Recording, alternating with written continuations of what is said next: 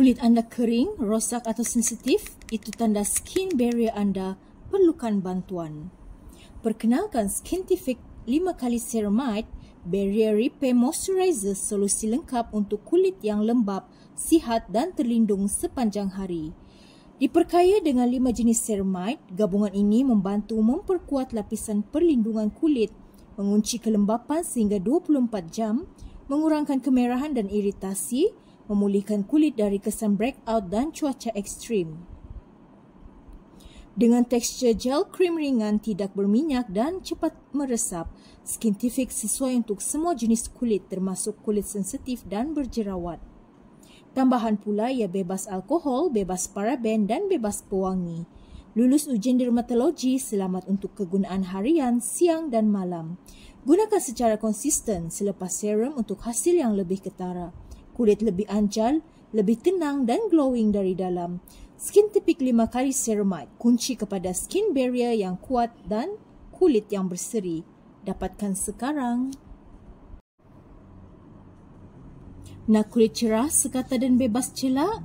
Perkenalkan Skintific 10% Niacinamide Brightening Serum.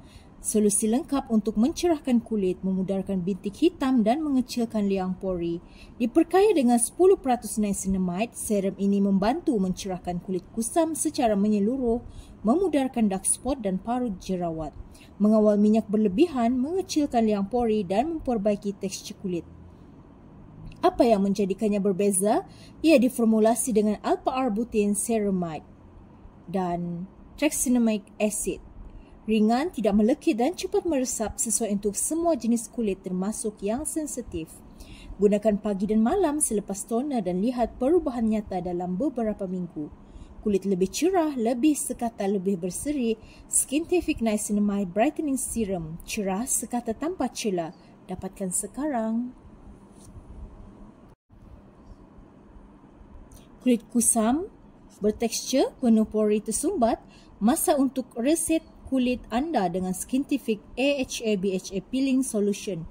Exfoliate intensif untuk hasil kulit yang lebih bersih, cerah dan licin. Dengan gabungan AHA, BHA dan PHA, formulasi ini membantu menghapuskan sel kulit mati secara mendalam, membersihkan pori tersumbat, mengurangkan jerawat dan bintik hitam, mencerahkan kulit kusam dan memperbaiki tekstur. Teksturnya ringan, berwarna merah dan mudah diratakan di seluruh wajah. Gunakan 1 hingga 2 kali seminggu selama 10 hingga 15 minit saja. Biarkan kulit anda alami transformasi sebenar. Dilengkapi dengan Centella asiatica dan niacinamide untuk menenangkan kulit dan mengurangkan risiko iritasi selepas exfoliation. Sesuai untuk semua jenis kulit termasuk kulit berminyak dan kombinasi. Gunakan waktu malam dan jangan lupa sunscreen keesokan harinya. Skintific Peeling Solution, rawatan 10 minit untuk kulit licin, bersih dan glowing. Dapatkan sekarang.